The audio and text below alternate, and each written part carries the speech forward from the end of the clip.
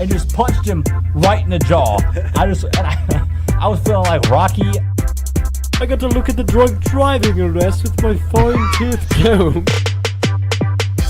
What was the last thing you jumped on? The bandwagon. Hello! I'm Victor Hensley, Bandwagon Sports Podcast. Coming from you today live from the lecture hall in Chapman Hall. I am scared. There's gonna be like one person that comes out of the door and just gonna sit there in the middle of the room and just watch me the whole time. I like it. I'm just going to take over from here, but I like this beginning. What is going on, ladies and gentlemen? Today is Friday, August 24th, 2018. I figured I'd try to let Victor do the intro for once since I have kind of a sore throat, but I guess I'll take the reins from here. Not good at it. Yeah, you're not. So great episode for you today ahead. We have the 1998 Heisman Trophy winner, Mr. Dayne, joining us on the program, as well as the Davidson Wildcats' new football coach, Scott Abell, as we do our college football special. So we'll have a couple of good college football interviews for you coming up here in the middle of the show. We'll lead off here in just a minute to talk a little bit of the biggest college football story of probably the last year regarding Ohio State University and Urban Meyer. We'll get there in a minute. But as always, from Green Bay, Wisconsin, for the last time, I'll be back to the middle of a university in the middle of Wisconsin next week. But for the last time for a while, from Green Bay, Wisconsin, my name is Alex Strofe. You can find me, catch me, tweet me on Twitter at Alex_Strofe. Joining me as always from a lecture hall that is creeping him out in Chapman Hall at the University of North Carolina is my right-hand man, my partner in crime, Mr. Victor Hensley. You can find Victor on Twitter and get all of his follower statistics at Frezeal, Frezeal 33, Frezeal 33 on Twitter. I did it with a sore throat, Mr. Victor. That was impressive with you being sick, even though I didn't know you were actually sick. I think it's just allergies or something like that, but my throat's been not good the last couple of days, but no worries. Back from my excursions from Texas, so here we are. Yes, sir. I am home from San Antonio, the greater San Antonio area, so we have a couple of interviews to make up for lost time, but nonetheless, here we are. Big sports news, your power, our BIG3 Championship bound. First off, I just want to, I'm just going to talk about real quick the fact that I am in an empty lecture hall right now. So if there's any echo, if there's any little dead girls that come in and all lights turn off or anything like that, I just want you all to be aware of it. Chalkboards are so 20th century. Bad radio, but he has a chalkboard behind him. We don't this is like the only room in the school I've really seen use a chalkboard. But anyway, so my Power are in the championship, Alex. My Power got to the championship after beating your sorry Tri-State team. Sorry. How do you feel? Your thoughts? It was a good game. It was a good game. I just have to go ahead and go play-by-play at the very end of that game, right? So here's a scenario, all right? I believe it was 49-47 Power, okay? Power had a chance to take the lead, I think. They didn't get it done. Tri-State ended up getting the ball, taking the lead. Or not taking the lead, but tying it up. 49-49, right? So at this point, whoever scores the next basket is gonna win and advance to the championship, right? So Power have the ball. They give the ball in the post Big Baby Davis. Glenn, Big Baby Davis. Big Baby backs down Jermaine O'Neal. I believe it was Jermaine O'Neal. Backs him down, then all of a sudden just stops. There's a couple seconds left of the shot clock. He just stops with the ball, right? The shot clock expires. Shot clock violation. Tri-State get the ball. Okay? At this point, as a Power fan, a big Power fan, I'm freaking out. I'm like, you already know, all Tri-State has to do is score a basket. Draw a foul, hit a free throw, whatever, or score a basket. Because you got to hit 50 points to win. You got to win by 2. All right? So they throw the ball in. Tri-State gets it on the side after the shot clock violation. They throw the ball in. And my man, with the plan and got the game in his hand, Quentin Richardson puts his arm in. I can't remember who on Tri-State had the ball. It might have been Hawkins. I can't remember. He put his hand in, knocked the ball away from Hawkins. It went straight to Big Baby Davis. Big Baby Davis goes up for the layup. He gets fouled hard by Hawkins, I believe. Hard. He got fouled hard by Hawkins. They reviewed it to make sure it wasn't a flagrant foul. It wouldn't have mattered anyway because Big Baby hit the free throw to steal the W. So I'm sitting there freaking out the entire time. I already knew Tri-State was going to get the ball, score with ease. It didn't happen. I'm hype. We're making it to the championship. Tri-State had a great year, by the way. Nate Robinson killed it. David Hawkins killed it. Came out of nowhere. Jermaine O'Neal, looking like Jermaine O'Neal does. Amari Stoudemire was kind of underwhelming on that team. Yeah, overall, that's true. A great season. It started off really, really good, really well, It and did. then it kind of went downhill. But otherwise, I'm happy with the finish. We'll be back next year. Nate Robinson's going to win MVP. Well, except for the fact that I don't know how it's going to work with captains and redrafting and all that stuff. We'll see, because the Big Three does that. But anyway, so it's Three's Company surprisingly and Power in the championship, and I don't think anybody expected Three's Company to be there. To be honest with you, especially because they were playing the three-headed monsters in the semifinal, who have been wrecking it all year. The three-headed monsters were undefeated up until like the last game of the season, I believe, when Power beat them. Is it the last game of the season or the second last game of the season? Somehow Three's Company came out and just wrecked them in the semifinal game. They won by like 25 points or something like that. Wow. Yeah, they just destroyed them. And so here we are. I genuinely believe the Power are going to win. It's no bias on my end. So I have nothing. a question. What? Are you going to get like a championship shirt if they win it all? 100%.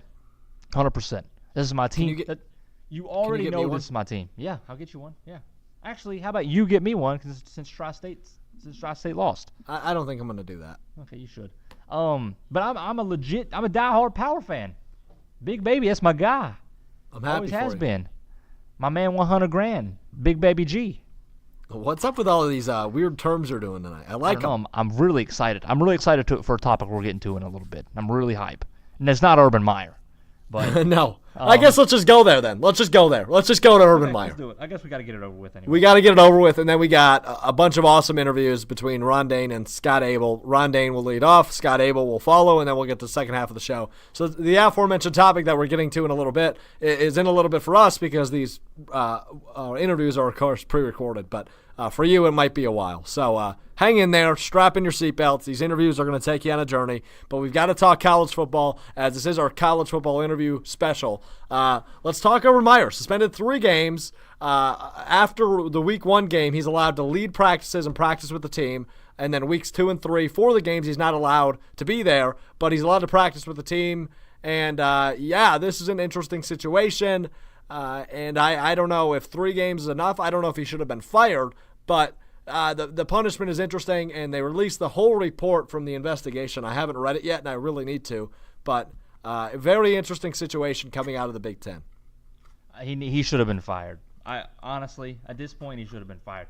Here's the thing about Urban Meyer, and we saw it at Florida, and we're starting to see it now at Ohio State. The guy can't lead a program. This guy is not built to lead a program. He's essentially, I heard Paul Feinbaum call him a fraud this morning. He's an arrogant fraud is what he called him. And I agree 110%. Okay? Urban Meyer, he's not, when you're a college football coach or a college basketball coach or even a college swimming coach, you're taking, these lives of these young people into your hands. You're not coaching 35-year-old men or women who already have their life together. These are young kids who you're trying to mold into being young, nice, young women, young men in society, right? Yep. So this guy can't do it. He can't do it. I'm pretty sure at Florida there was 31 players arrested during his tenure at Florida. Yeah. He's botched this entire situation where he knew everything that was going on with Zach Smith. Allegedly he didn't, but obviously I'm with you. He did. He knew it. Wife's talk to your husbands. Right.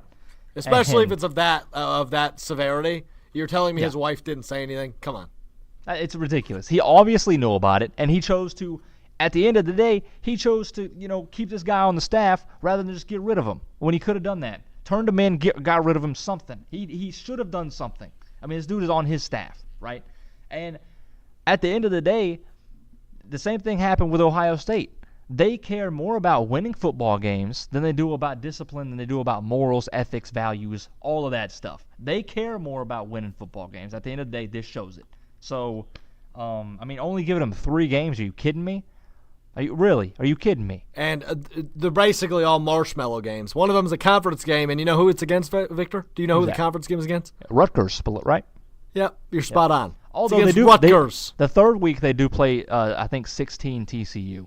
So it's not a complete cakewalk, but not nearly what they have down the road on their schedule. So not to mention the fact that you want to just I'll go ahead and give you the best comparison I can possibly give you to show how ridiculous this scenario is. We know what Urban Meyer did. We know he knew about these allegations, this whole horrible situation with domestic violence and everything.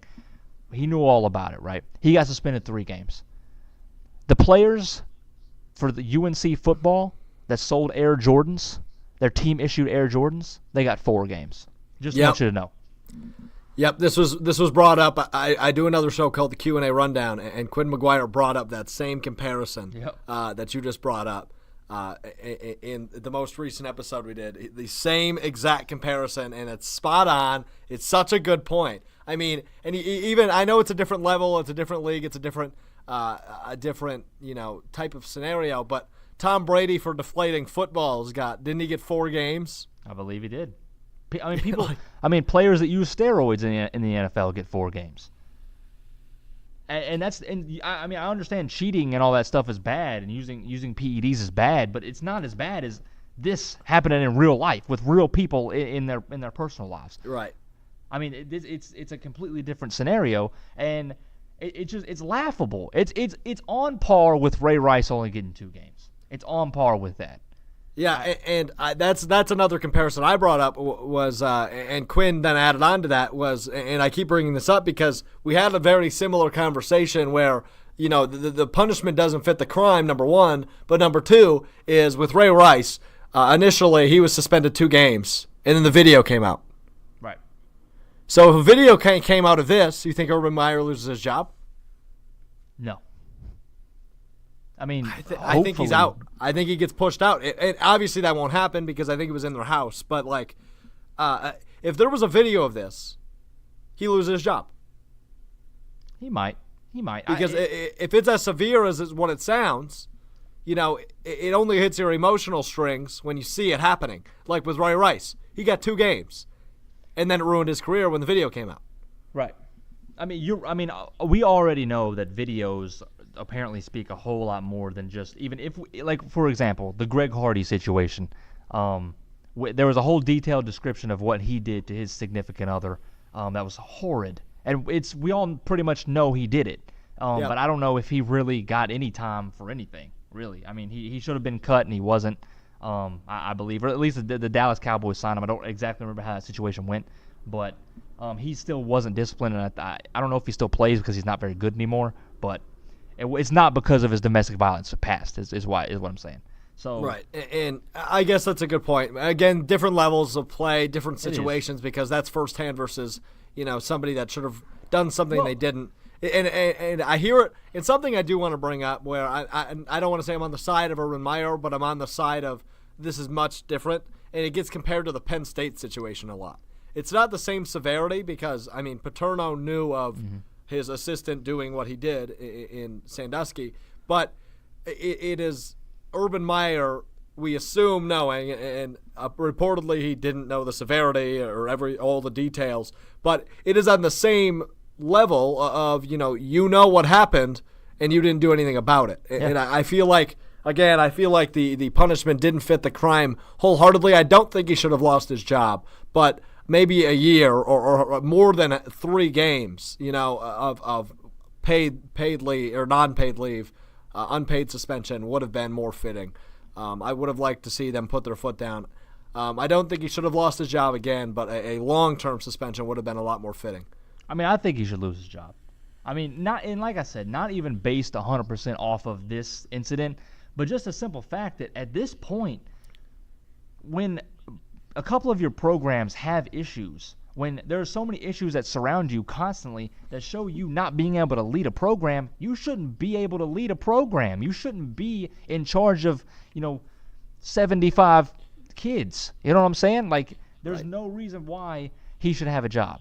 And that's just, I've thought that for years anyway, and then this whole thing is just kind of the icing on the cake. You're spot on. And then you saw in the press conference. I don't know how much you watched the press conference that he did. I didn't. The guy didn't. It was on par once again with the Ray Rice press conference, where it was just an awkward situation that didn't really help anything. This is probably worse. He showed no remorse whatsoever. He didn't act like he cared. He didn't mention the victim, anything like that. He didn't apologize to the victim. Nothing. It was 100% just like, eh. You could tell Ohio State just forced him to be there, and he was there. You know what I'm saying? Like, it was just one of those situations where it was like, this guy doesn't care. At the end of the day, he's going to get paid. He's going to continue to lead football. He's going to continue to be able to coach football because he's good at it, regardless of what he does. And he knows that. So you could just tell in the press conference, he's like, all right, hurry this thing up because we got work to do. And it's just like, okay. I did see something that he didn't say. I believe it was either Courtney or Zach Smith's name until a reporter brought it up. Yeah. You could just watching it, I urge anybody out there to go watch the press conference because it's kind of sickening. So if you want to support Urban Meyer, if you want to support Ohio State football, go watch that press conference. And really, and I haven't read the report either that came out. I want you to also go read the report, and I need to do that as well. But this is just another instance, especially that we just see with football all the time, that the games, the wins, the money is just more important than ethics. And we've seen that time and time and time again, whether it comes to domestic violence, murder, any of that stuff. It doesn't matter. Concussion, CTE, all that stuff. Football is more important than pretty much anything else. This is just another instance of that. So, wow.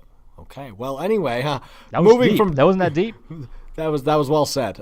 Moving from the deep side or the dark side rather of college football, let's move into the light side. College football is back,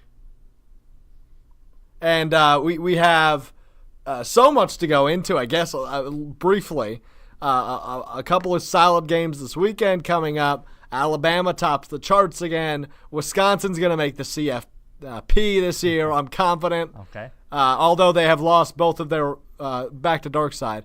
Both lost their top two wide receivers due to a sexual abuse case. Good work, guys. Yeah, nice. But nonetheless, I'm still confident. Go Badgers. We have Ron Dayne coming up. We do have Ron Dayne coming up. Go Badgers.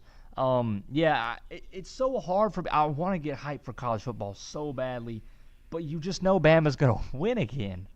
You know what I'm saying? It's just one of those things. I don't think so. Yes, they are. They always do. Every year.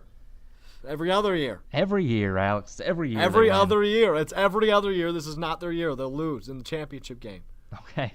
Whatever, man. I thought they were going to lose last year. Which, by the way, I just want to go ahead and say, again, I don't know if I mentioned it recently, that national championship game was fabulous, by the way. That was such a good game. Like, that was one of the greatest games in history. I don't think we talk about that enough, but that was an amazing football game. Tua Tagovailoa. And Rodrigo Blankenship. I'm telling you. Mac Loudermilk. Real quick. Number 14 Michigan versus number 12 Notre Dame, 6:30 p.m. on Saturday. Who you got? You know what? I'm not a Harbaugh in college fan. I got to go Notre Dame. I'm with Notre Dame as well. Is there any? I think there's one more ranked game. Yes, on Sunday at 6:30. Number 8 Miami going up against number 25 LSU. Turnover chain, baby. Miami. Yeah, turnover chain got snatched last year in the Orange Bowl. Go Badgers. We'll see what happens. They might make Monday, the CFP. September 3rd. Monday, the only college football game on Monday. Number 20 Virginia Tech versus number 19 Florida State. I'm kind of high on VT this year. So am I. I'm very high on VT this year. I think they got a shot. They're not going to actually go anywhere, but like they've got a shot to be like they're middle of the be pack. Good. That might be like 8 to 10 range by the end of the year. Yeah, I'm with you. I think they're going to have a really good year. Yeah. I think they are poised for a good year. So those are your ranked game this week. Maybe we'll pick ranked games from now on. I don't know. But there you go. That's our college football insight with you. We didn't name one player from any of those teams. But turnover chain, baby. Turnover chain, baby. You want to go? You want to go Ron Dayne now? Actually, I've got a topic to talk about, Alex. Is it college football related? It's not college football related. It is football related, though. I like football. Okay. You want to do it now or after the interviews? I just want to say something real quick. So whenever I spell my name to somebody on the telephone, so today I actually ordered my brother's girlfriend a pedicure because he was too afraid to do it. Have you ever had a pedicure? I have not, but I want to. You need to. It's the best thing you'll ever experience. That's Continue. what I've heard. It is I amazing. need to do it. Unbelievable. But that said, I was telling her my brother's email, and I always just say what my first and last names are. So I say Alex Strouf, but I always spell out my last name because it's hard to spell if you don't know it. So I say STROUF, and recently I've been going F as in football is back, baby. And I did that on the phone to this lady at the pedicure place, and she was very uncomfortable. Did she understand what you were talking about? She just laughed because I kept being. I was trying to make everybody uncomfortable in the room, including my mother and my brother, because my brother was too afraid to call. So anyway, hold your topic till afterward because that's it. We need to stay with college football. Ron Dayne, 1998 Heisman Trophy winner here. Oh, hold on, I need to preface this real quick. Preface. I like that better. Preface. Preface. What? Preface. Preface. Preface. I would like to preface this real quick. My audio didn't work, so you're going to be hearing subpar audio from me because Victor recorded it on his end, so I apologize in advance. But Ron Dayne, still a good interview, good dude, much love. Here we go. We are joined now by the man that made my mom even more of a backer than she already was because he was the 1999 Heisman Trophy winner, debatably one of the best batters of all time in any sport. Dayne train, Great Dane. Mr. Ron Dayne joins us now on the bandwagon. Ron, thanks for taking the time to join us today. Thanks for having me, man. I appreciate it. So let's start with this, Ron. I mean, what's Ron Dayne up to these days?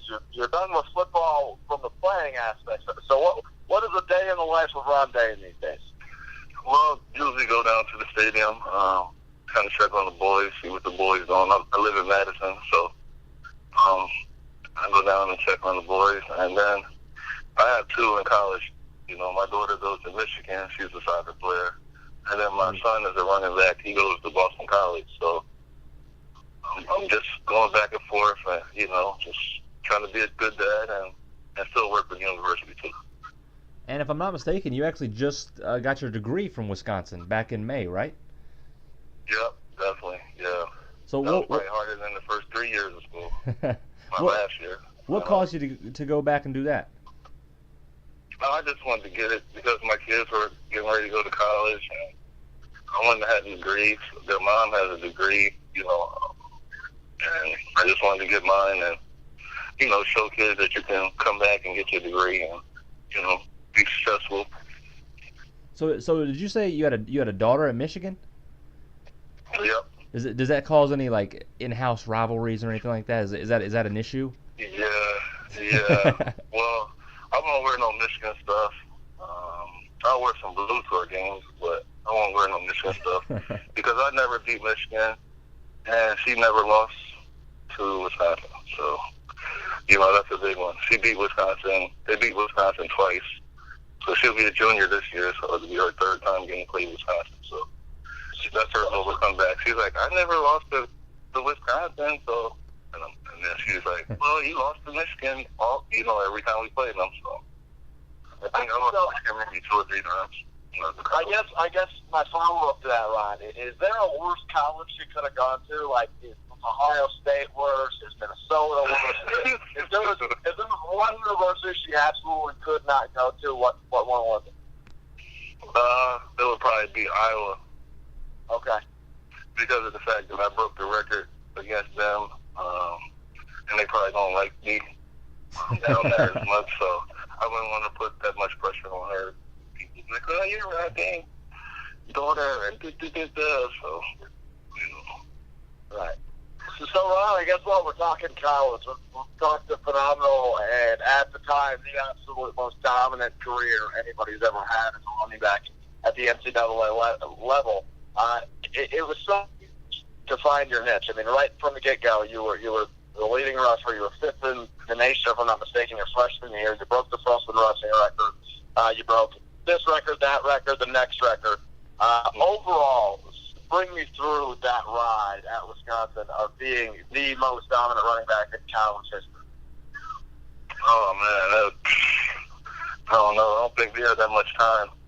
But coming in as a freshman, I wasn't even the starter, so I didn't get to start until like the 5th game. So my freshman year, I ended up with 2109, and I didn't get to start like the first 5 games. Wow. And then my next year, I had like 15 or 1400, and then next year after that, I had my junior year like 17, I think, and then my senior year, I had about 2,000 yards again. So I had 2,000 yards twice in my college career.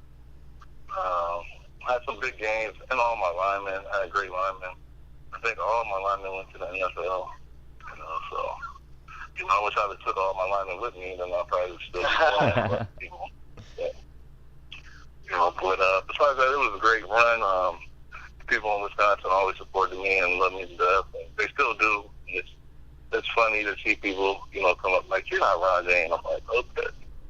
We thought you were bigger." Yeah, I lost weight since I ain't been playing, Lost a lot of muscle, but I still work out. But it's kind of funny.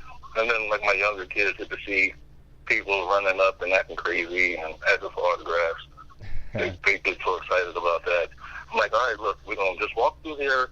Hey, that's my dad. That's Ron Dayne. That's the one y'all talking about." I'm like, "Hey, we just come and pick y'all up some so we can leave. I don't want to sit here and sign for a half hour, My kids will bring people right to me. I'm like, "Oh, my goodness. I thought we were just coming to get in and out, That's why I seen your mom with you shopping with you, So you mentioned that weight a little bit. So you came into Wisconsin as a freshman. I think you were what, like 270 pounds, something like that? Yeah, I was 274. And the thing was, if you watch tape from your freshman year, I mean, you're not just like some big dude, like a fullback that's running on the goal line. I mean, you're busting through the line. You're speedy. Yeah, I ran a 4.5 when I was 274. Oh my God. Crazy. Yeah, that's what kept me a running back. So I mean, to pair with that speed, the weight that you had on your body, like if you had to pick one quality about your game that made you kind of unstoppable, what would it be? Probably I would say my footwork. I didn't like to run people over. I always considered myself like a quick back because my cousin in college, my cousin in high school, he played and he was real fast. He ran a 4.2, and he was like super flashy and everything, and making people miss and outrun you. And so my style was like, if I can't make you miss, buddy, I can run you over because I'm bigger than you and I'm pretty fast. So I had a different mentality than he did, but it made me want to feel like a smaller back. So sometimes I ain't mean to run you over. I just thought I could make you miss, But that's how I went. So walk me through those Rose Bowls. I mean, a couple of 200-yard games. I think you had 12 overall in your career at the college level, 12 200-yard games, 2 of them coming in Rose Bowls. You're in the Rose Bowl Hall of Fame. The big stage does not scare Ron Dayne, right? No, it definitely didn't. We had a great team both years that we went, because we went back to back. We won against UCLA, and then we played against Stanford.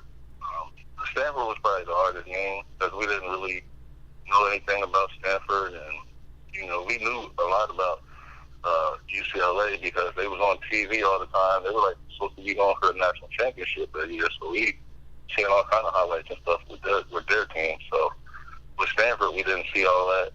I think that was our toughest Rose Bowl, but we pulled it out. And I think I jinxed the team. I went to 3 Rose Bowls and we lost all 3. So any Rose Bowls now? Yeah. Well, the thing is, though, you killed the Rose Bowls you were in. I mean, you had 246 and 200 yards in the last 2, I believe. And you won MVP back to back. So you're I think you're only the 3rd player to ever do that. So I gotta ask, man. There's 2 things we like on the show: it's confident answers and starting rivalries. Are you the greatest player to ever play in the Rose Bowl? Oh yeah, without a doubt. Yes. Oh yeah, without a doubt. Yeah, without a doubt. Well, not player, probably running back, I would say. Okay, I'll take it. That's still nice. I like it. It's still confident. Who's the greatest player then? I don't know. I might have to give it to one of my other Heisman mates. Been in there a couple times. What is his name? No. He went to UCL. No, he went to USC. Old school. But seeing him, but that was their home stadium, so I don't really call it Right. He went to either one of those schools. That's their home stadium, so I would say, no, I'll just take it all. I'll be the best at all, best player, period. Next question's the big one, Ron. My next question's the big one. Heisman Trophy, 1999. So I guess I obviously want to know. I mean, he's one of the best college player in the nation is obviously the most tremendous honor one can receive. But I also want to know from a Cleveland State aspect. In '99, was they still like televising the honors, or was that not a big of a ceremony as it is now? Well, I think it was pretty big back then, but it's, more people can get into it now, and it was more, I guess, I wouldn't say prestigious back then, but I guess you couldn't really get into that, because we had the Heisman Hotel or wherever it was being held at, and yeah, that was a super fancy spot, and, but it was old school, so it didn't have a lot of room, but it was filled up, so. It's just different, times now where you can invite more people, more media, and make it a bigger thing. So, hey, it was just great being able to get in there and win it. And I was in it with all quarterbacks. I was in it with all quarterbacks. I think it was Michael Vick, Drew Brees, Chad Pennington, and Joe Hamilton. That was the guys, and I was the only running back, so I'm like, I was super nervous. But right before it happened, right before they was getting ready to announce who was the winner, they came down the line, and the lady powdered my face up, like, so then you hear the coach behind, powdered my face up, and then you hear the coach behind us. I think it was coach from Marshall, he was like, oh, I guess we know who won this one. Because Chad was sitting right next to me, so I was like, so the coaches were sitting behind us, and you heard them say, I guess we know who won this one, because it was powdering my face up with powder and all that. So, I mean, but that was pretty fun. So really just talking about Heisman Trophy winners in general, it just seems like, since really in the 2000s, all the Heisman Trophy winners in the last, 18 years or whatever, just haven't really made it in the NFL. I mean, we've seen Cam Newton, we saw Mark Ingram. They've both had pretty good careers. But why do you think that is? That maybe Heisman Trophy winners have not been that successful in recent memory? Well, for me, I guess being in the right situation, and you're right. Offense, it's really a big difference. Right. You got to change your whole game up. To come to a situation you ain't never did for in your life, and you got to restart and learn it again. So that's tough too. If you get put in the right situation where you know the line, you know how to go and block, you know what's going on. I think if I got drafted by Pittsburgh, I think I'd been perfect because that was the offense we ran in college and all that. But when I got to New York, I had to relearn different stuff because we ain't run that type of, so.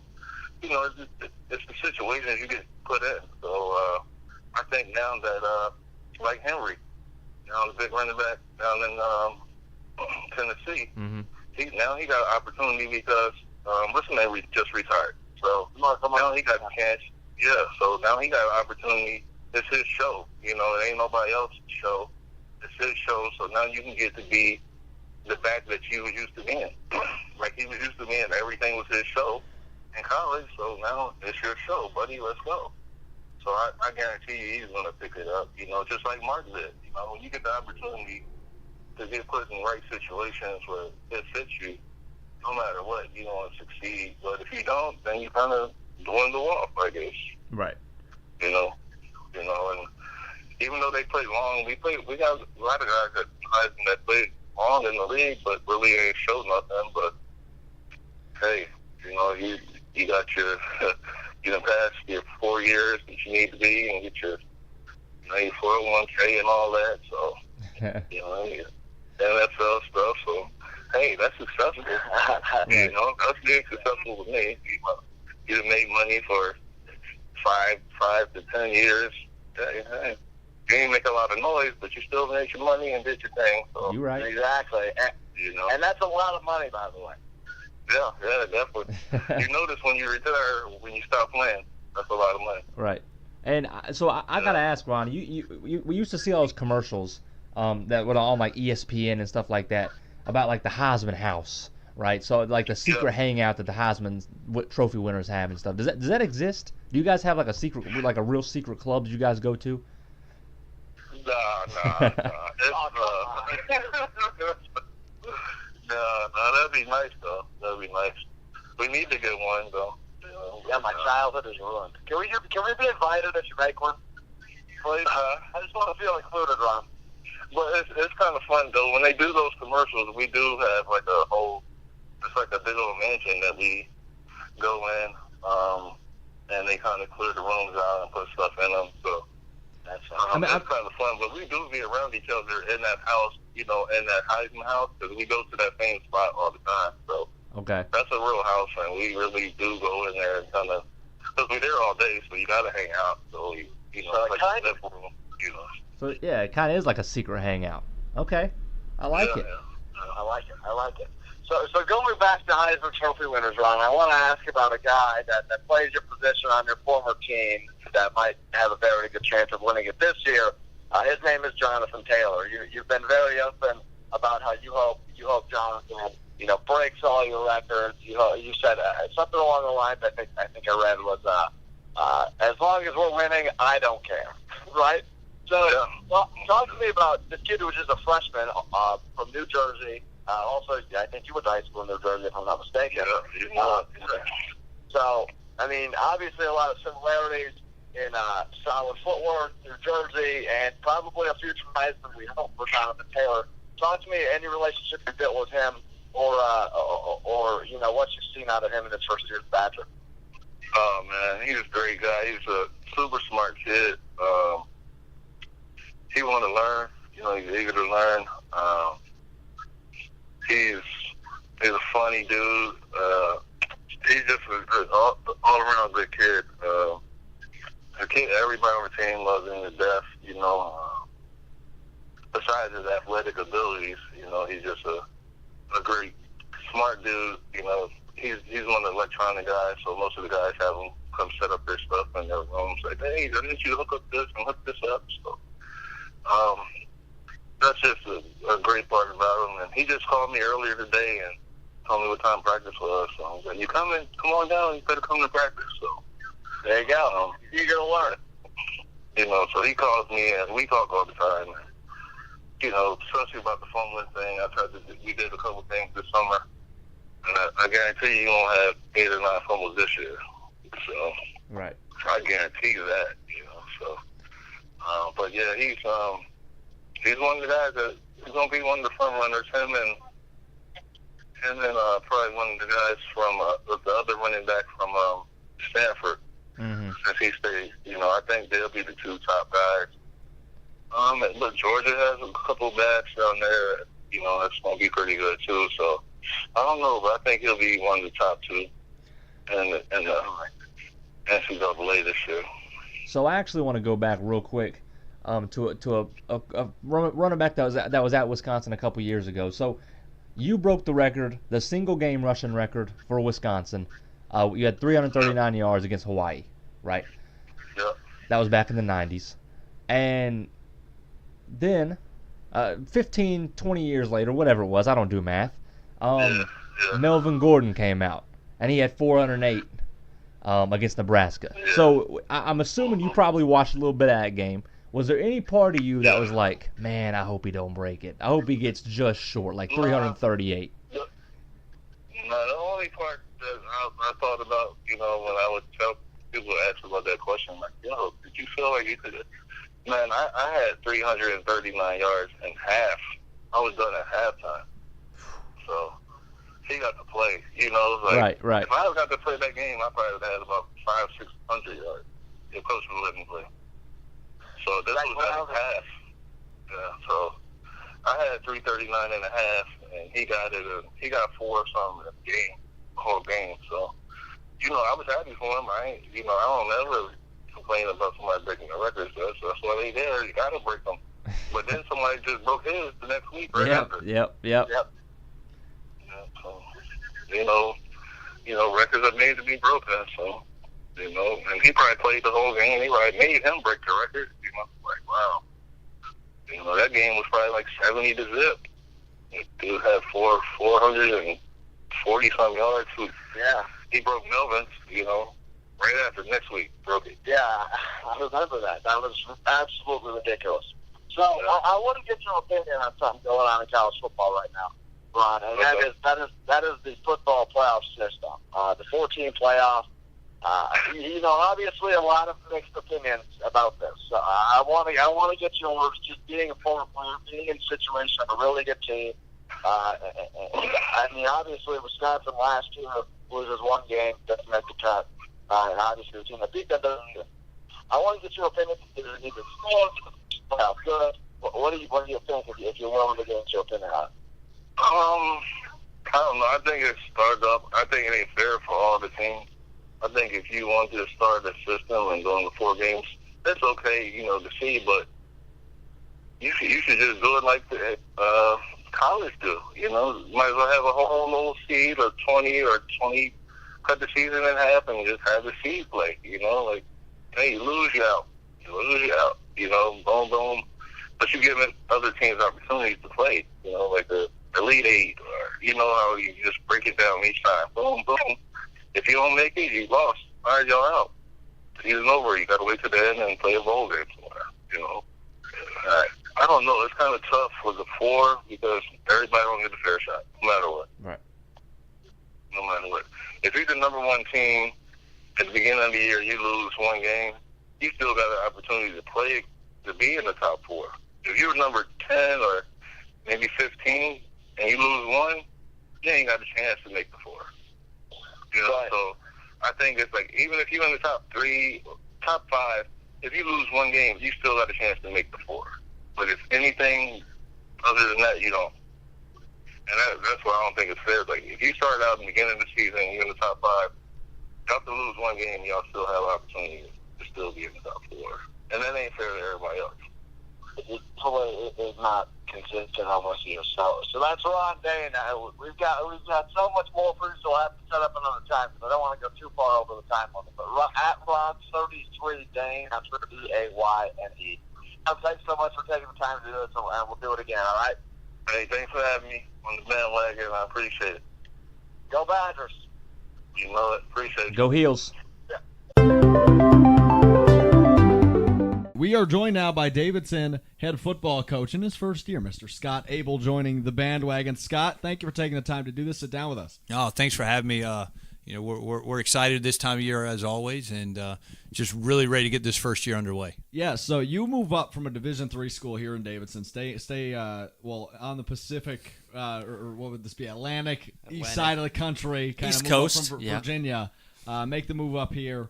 So what's the transition been like? And talk to me about kind of, you know, your first couple of months here at Davidson. Sure. I've said this often. I'm not sure the spring, the transition could have gone much better for us. Sure. You know, the college did a fantastic job of moving quickly, making it possible for our staff to get in place early, and which enabled us to have a great spring with our team. And you know, we were probably a little behind when we started recruiting January 1 when I landed here, but we really hit the ground running. Our staff did, and I think we landed a really nice first-year group coming in here in a couple of weeks.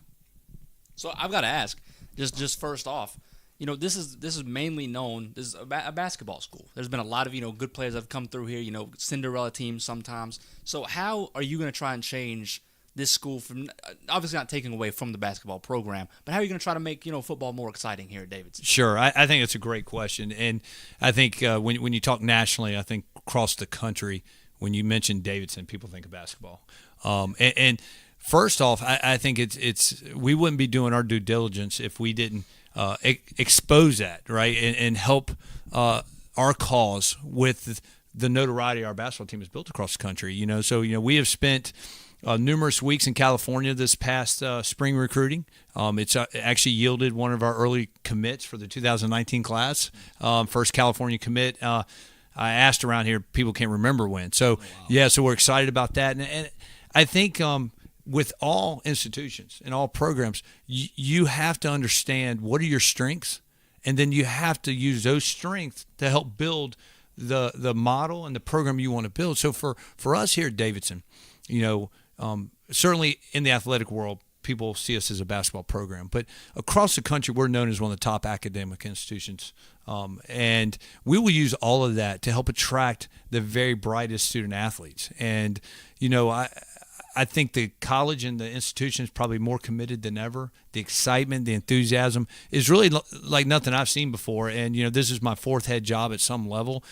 And whether you decide this when you're 24 and you start coaching, what your path's going to be, this is probably, people don't decide, hey, I'm going to be the guy that kind of goes in and rebuilds or builds. And that's now who I am. Here I am a lot closer to 50 than I'm 40. Right. So that's been my MO, And so, when I've arrived at places in the past, they've, maybe always haven't been on their highest mark that they've been in their careers, and our staff has gone in and made the cultural changes we need to make, put the things in place we think are important at that particular program to be successful. Yeah, and you kind of mentioned on the cultural changes. We were looking back on our way down here. We knew, Davidson hasn't been a prominent football program the last couple of years, so we were curious just to look at the record. We went back 5 seasons, 6-50 over the last 5 seasons. That's not a good record. No.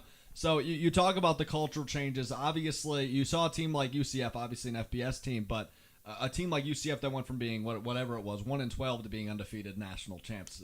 Sure. Wink, wink. So, yeah. I mean, it gives you hope that a turnaround is still very possible in a year or two, right? Without question. I want to be honest. I wouldn't be here if I didn't believe it. I was at my previous university for 10 seasons, which is a long time in our profession. So to uproot yourself and your family to take this job and this leap, you had to see things in place that you knew would help you be successful. And I think my experiences through all my previous jobs and my previous programs give me a confidence that probably most people are surprised about. Being able to turn around other programs that had some similar challenges, some similar success rates, and understanding the formula that goes with that, I think is really important. And I think our staff is really prepared for this challenge and understand that, Rome wasn't built in a day, but we're committed to doing it right and laying a foundation that will last. And I've always been curious about, small schools kind of like you guys, like you were just at Washington and Lee as well. How, just in, the sports landscape, the football landscape, we all know about the Bamas and the Clemsons and just people like that, like the juggernauts. But on the smaller scale, when you guys go out for recruiting, when you're trying to, pitch a player to trying to convince them to come here. What are your tactics? Like how do you try to sell Davidson like a small school? Sure. Well, first I think you must have a plan. Right. Right. So creating the plan is where it all starts. And I think you have to understand who you are as an institution and a program when you're creating that plan. What you want to be on the field, offense and defensively. What does that look like? Who you are as an institution, so you know who you can recruit. So for us, academically, we know that that's probably going to narrow our field. We can't recruit 50% of the country. We can't recruit 70% of the country. I'm not an analytical guy on that end, so I'm not going to spit out the exact number. But my guess is we can probably recruit about 2% of the high school football players academically who fit who we are as an institution. So that's where it starts. It starts with a plan. And then as you get out there, you have to work to build relationships. I think, I think I get some notoriety in the past offensively, who we are. My program has led the country in rushing, if you take the combined rushing numbers over the last 5 years, and at all levels. But I think the most important thing our staff has done through the years is build relationships and do it the right way, and it's genuine. And people want to be involved and play for coaches and work for people that generally care and know how to build relationships. And I think our staff has done a great job with that early on here, and that's what we'll work really hard at and help recruits see what a Davidson degree does for them, what it would feel like and look like to play here and play for our staff and to represent this great institution located on this gorgeous campus here in North Carolina. We've only been here almost half an hour, and it is gorgeous. No lie. It really is. It is. So I want to go back to your hiring, if you don't mind, Scott. Right. So I mean, basically in your hiring article, it said something along the line: after a nationwide search, like most coaching searches are, you fit the bill perfectly. So what led you to ultimately making the decision to come to Davidson? And obviously, you must feel like it's a great fit. Can you kind of explain why? Sure. I do believe it's an ideal fit. You know, and I think you probably look back to my most recent past. So being at a university like Washington Lee for the last 10 years, really high academic school at the Division III level, you know, and academically ranked as high as Davidson equally. Finding a way to be successful in that environment. And what I mean by that is, so at Washington Lee at the Division III level, our league was not built like we were academically. Very similar to where we are now. You know, so Davidson in the PFL, there's some good schools in the PFL, but not many academically like us. I mean, we're one of the top academic schools in the country. So we had found a way at Washington Lee to be really successful. You know, we'd won numerous championships and had built a program that was really over the last 4 or 5 years had been consistently in and out of the national rankings, which was not the case prior to us arriving there. And so I think the college here, Davidson, had as they searched, they did it in a way that they wanted to find someone that had proven success, first football-wise, building something, rebuilding something. I fit that bill not just at Washington Lee, but at my previous jobs. They wanted to find someone that understood what it meant to coach football at a high academic institution and understood the challenges that come with that, not just football-wise, but recruiting, mentoring, you know, all those things that come along with what we do. And they wanted to find someone that they thought could really build relationships as they wanted this program to grow into a Division I program that they see, but that hadn't quite been there, hadn't quite gotten to that point. And so I think, when it all came down to it, I checked a lot of those boxes for them. I'm very grateful I did. And for me personally, I knew when the job was open that initially I did not apply. Really? Yeah, I was actually on the recruiting trail for Washington Lee and having dinner with my son when I got the first call that kind of pushing me that, I'm a man of faith and I kind of let the good Lord lead me. And I got a couple really interesting calls in a matter of 2 hours about this position. And so the next day, I threw my name in the hat. Kind of snowballed it did it ever, yeah. So I put my name in the hat the next day, and within a week I was down here. And then with a job offer shortly after that, and having to make a decision. And so for me and my family and my wife, timing was perfect. My kids are grown. And actually, my son's our wide receiver coach here. He had had a real nice career at the University of Richmond. So, if we were ever going to make a move, and I was going to stretch myself and spread my wings a little bit, the timing was perfect. The job was ideal as far as, taking the next step from where I was. And so it just became kind of that really, I feel, perfect match on both sides. So you kind of mentioned having to make a decision. I imagine it had to be a tough one, but was it a pretty quick one? Or No, it was a pretty quick one.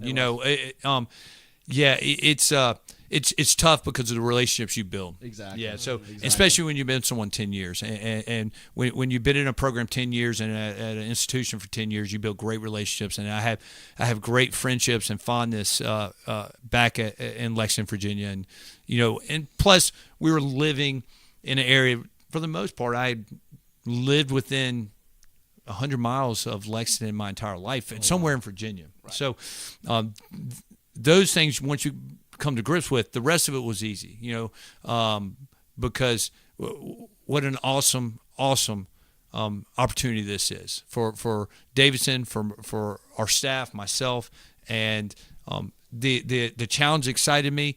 President Quillen, her vision of what she wanted Davidson football to be is incredibly exciting. And watching the growth of some of the other programs around here recently, then you start asking, well, why not football? And so, yeah, I think at the end of the day, it was not a tough decision for me. The toughest part were the people, to make sure I could bring the right people along with me, some of my staff members who've been with me for a really long time, make sure it was capable, that we made it capable enough for them and their families that they could make the jump with us. And I absolutely love how excited you are about this job. You can tell that you're thrilled about being here at Davidson. And I got to know, if I was just a casual fan, if I was a Davidson student, if I was just a normal football fan, whatever, and I wanted to come to a Davidson game, what are 3 reasons or so why I should want to come to a game this season? Well, that's a great question. I'll tell you the first thing, we have incredible young men that you're going to love watching play, that play with passion and enthusiasm. We worked all spring with them. They absorbed everything so quickly and want to be great. And you'll see that. You say you see my excitement. You'll see it in them as well. You're going to see a community, and I saw this, and this was a part that kind of took me by surprise when I arrived here. But the community of Davidson, the town right here, right, they love this college, and they love their athletic programs. I really wasn't used to that. And that took me by surprise. And so you're going to see a community get behind this sports program and our program, the football program, which can create a great game day atmosphere. And then you're going to see a football team that loves to play football. Our guys aren't out here because they're searching for that next big NFL contract. They're out here because they love football, right? And they're we're going to coach them up, and we're going to put a great product on the field. And and anytime you change a culture or something, it's exciting, right? Anytime you build. And so, these early years, man, I think you'd be a fool not to come watch us play. How about that? There you go. I love it. I like that answer. Scott, we got a few more for you. We told you about 15, so we're approaching that, so we'll just get a few more in. You talk a lot about, building relationships, and you have a new AD and Chris Clooney that came along with you. So I was just curious, you have the new facilities, the new hallway, the new gyms, obviously a great big office suite for you here. The facilities, Chris Clooney, talk to me about some of the relationships you built so far here at Davidson. And I know you won't say a bad thing, but I do want to hear about it. Well, you hit it right on the head how I feel. I think relationships are key to everything. I'd say the same thing if I was running the local construction company.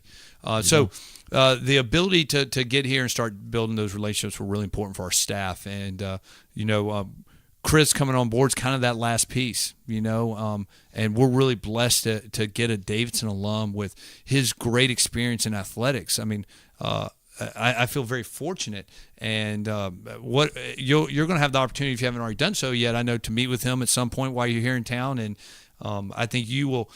Yeah, if you've enjoyed the interview with me, you're going to love the interview with him. He's engaging, he's personable.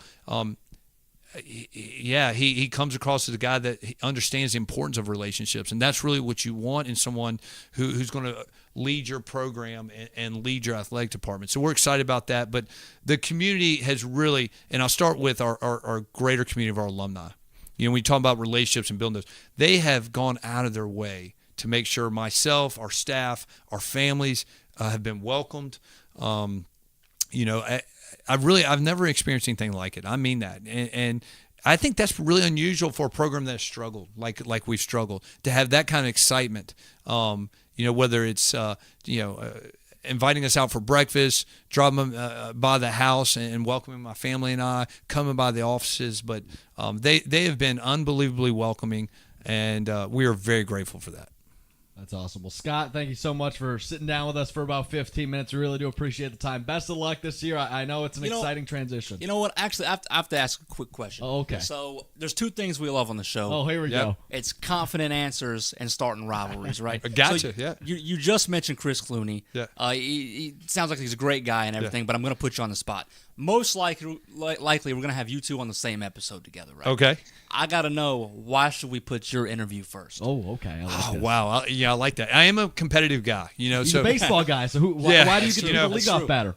So, I tell you this, the motto we preach around our offices, and you saw it out in our hallway, we have that "we" motto, which means, for us it stands for win everything, which is really that's not possible, right? But we want to strive to be the best at everything we do, whether we're making dinner at home, right? We're in our Sunday school class, or we're coaching football or playing football, and we want to do that everywhere we are. So here I'm on the radio. I'm on your Bandwagon show, right? So that's everywhere. So I need to win this. I would say my answer to that would be, as much as the world loves athletic directors, they can't wait to hear from football coaches, whether that's right, wrong, or indifferent. Okay, You're right. So Okay. we don't always appreciate that as coaches, and sometimes maybe we don't want to be heard.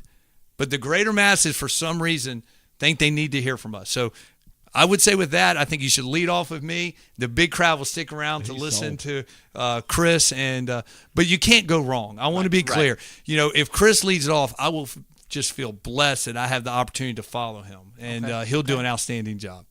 I can't. This is the nicest man I've ever sat down with. I think you need to be a politician. Do you? I think Well, you could convince me of some crazy stuff. I don't know about that. I think I'm doing exactly what the good Lord intended, which is coaching football and trying to get a dominant option football team going here, because that's what we're going to do. And I like it. we're very proud of our option game, and I think I didn't put this in the earlier response, but it really was a secondary attraction, I think, from the college. I think the people who were hired to bring the next coach here understood that having a little different approach to the game of football, and option is certainly in today's times a little different approach. Yes. Right. But it's the reason you see Navy and Army and Georgia Tech. It's schools of really high caliber academics who maybe can't recruit the 50% maxes around the country we talk about, do something a little different like we do. Now, we do it a little different. We're completely out of the gun. But make no mistake, we are dedicated and committed to our option football. Our program last year that I led, we rushed for 402 yards a game. Oh, wow. Yeah. That's a lot of yards for all of you that don't know that. That is a lot of That's a yards. lot And of yards. so, we're excited to get that going here. I think I've got to watch some Davidson football I think this we year got to for watch sure. the Davidson football Yeah. games. Can we get a national championship of North Dakota State and Davidson? Listen, Yeah. y'all need to slow down on that. Listen, I've actually seen a game in the Fargo Dome. My son played in the national semifinals there. Oh, really? Been 4 or 5 years ago now. But, listen, Davidson football is not nowhere near ready for that, right? We're focusing all on week one and our challenge that we have coming here in Brevard, and that's all we're worried about. All right, fair enough. the PC answers, I like it. Well, Scott Abell, ladies and gentlemen, Davidson football. We are back. Thanks again to Mr. Dayne and Mr. Scott Abell for joining us today on the Bandwagon. College football is back. The NFL is almost back. Life is good. Good. Very good. Football is back. STROUF. Football is back. Yes. So you had a topic for us in the first half. People have been waiting. I know everybody's patiently waiting, so let's hear it. Everybody's patiently waiting. I'm gonna stop real quick, and I'm gonna say about Scott Abell. He's a great dude, by the way. Davidson's a beautiful I got place. something to say about that interview too.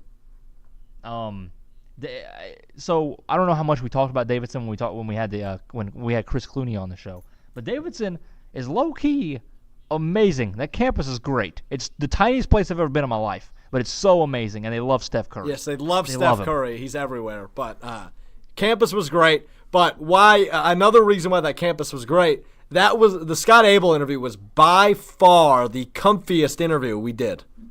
We were sitting in couches in the football lounge. Man. Yeah. Yeah, we were like right, but you walk into his office and it's like a lounge, and then you get to his office. Yeah. Like he had the setup. Like he's chilling. It was sweet. So we had a great time with Scott. With Coach Abell. It's football season now, so we have to be very professional. So speaking of football season, I do have a topic, and it's one we've maybe slightly touched on the show. You've talked about it on Stroph's Take before, and I just have to bring it up because football season is nearing, and I'm hearing more and more people talk about it, as well as the fact that Hard Knocks is airing. So Alex, I know where you sort of stand on the subject. You're kind of high on these guys. I want to talk about the Cleveland Browns. So first off, I want you to tell me, how are the Browns going to do this year? What do you expect? I think their absolute ceiling is a 7-9 season. Okay. I have them going 6-10, and I think that might be. I don't want to say it's high because I think it's really, really doable. But their floor is still like a 3 or 4 win team. But I don't think they're a 1 win team, and I don't think you do either, right? No, not one. I mean, when we predicted the NFL season, I said they would go about 5-11. Yeah, I think that could be a stretch, but I think 5-11 isn't crazy, but I think their ceiling is at the absolute best. They're a 500 team, but I don't think they're there yet because Hugh Jackson. no. Yeah, I don't think he's a very good football coach, but we'll see. Maybe I'm wrong. They were just on. I was just watching them at Buffalo Wild Wings right before we started recording. They're playing the Eagles tonight or yesterday.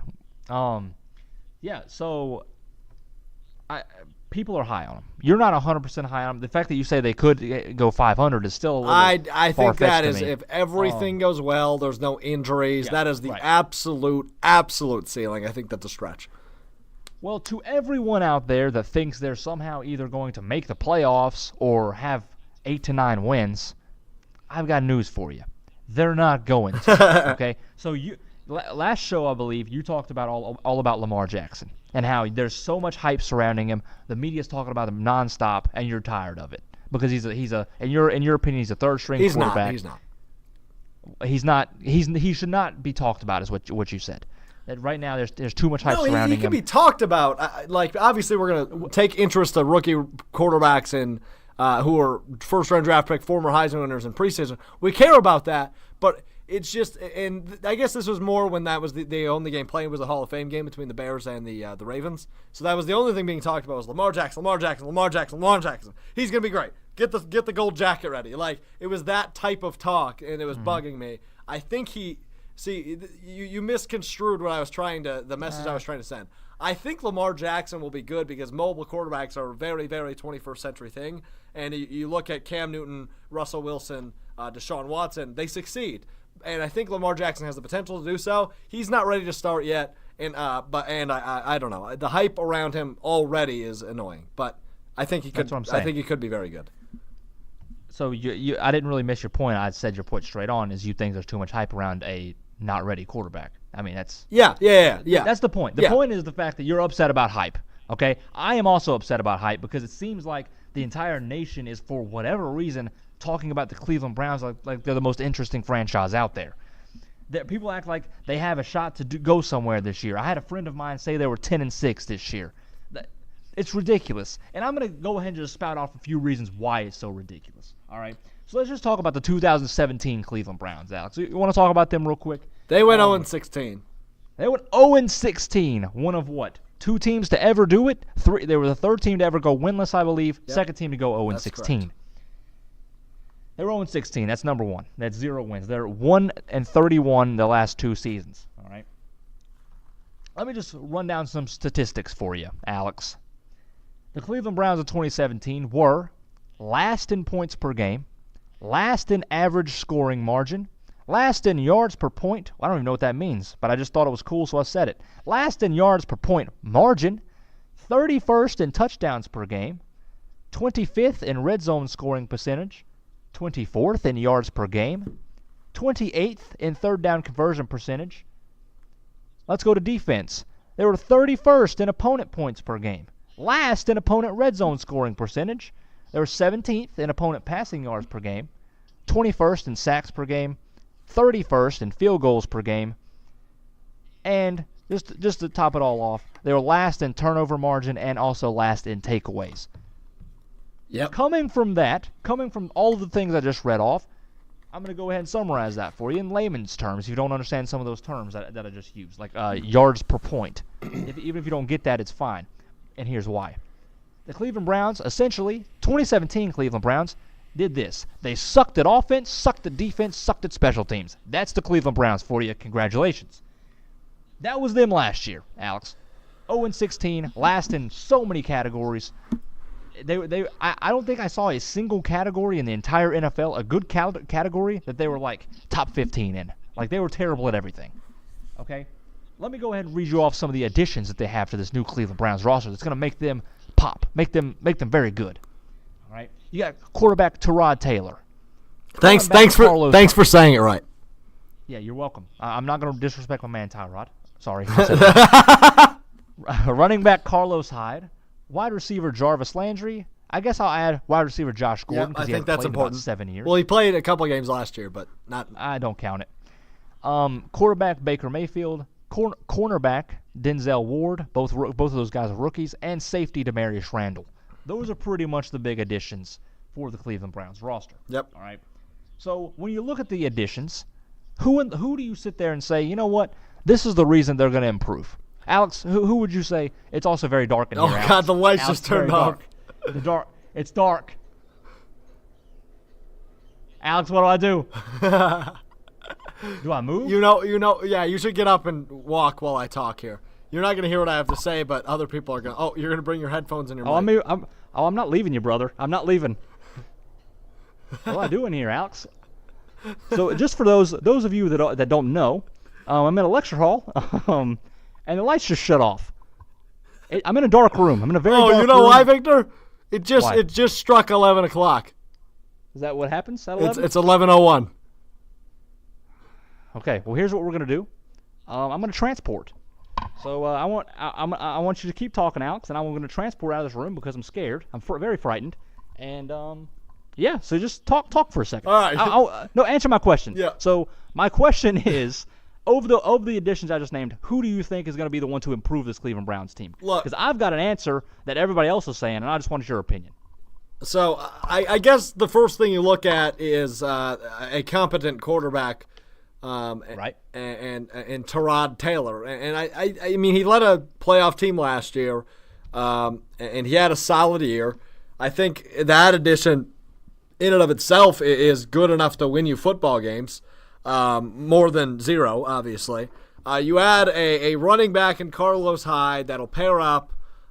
With that already there backfield and Duke Johnson, obviously Isaiah Crowell now gone, but Duke Johnson and Carlos Hyde going to be a good 1-2 punch in the backfield. I think that'll help.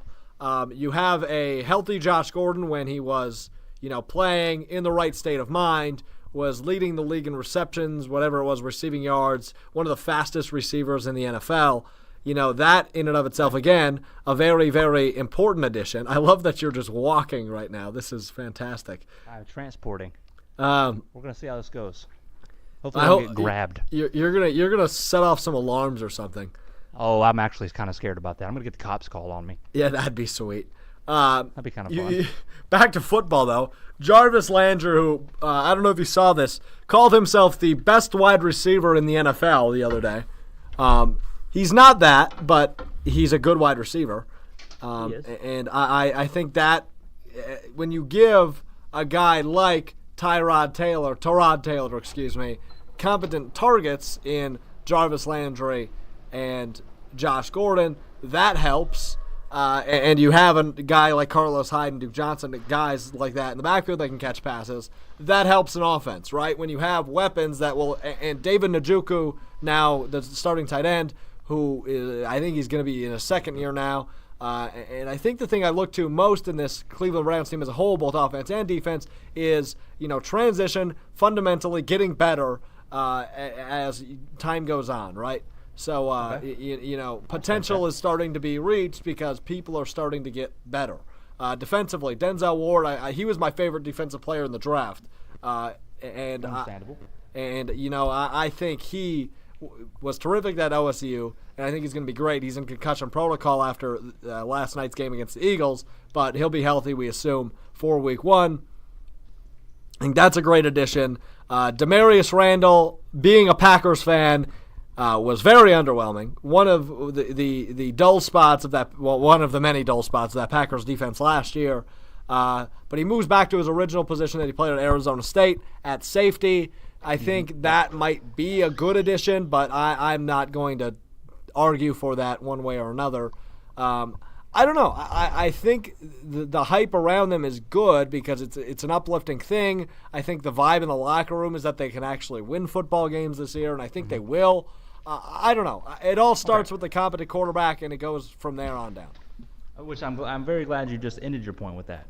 All right. I don't know how good my audio quality is. There's a lot of echo in this room. You're good.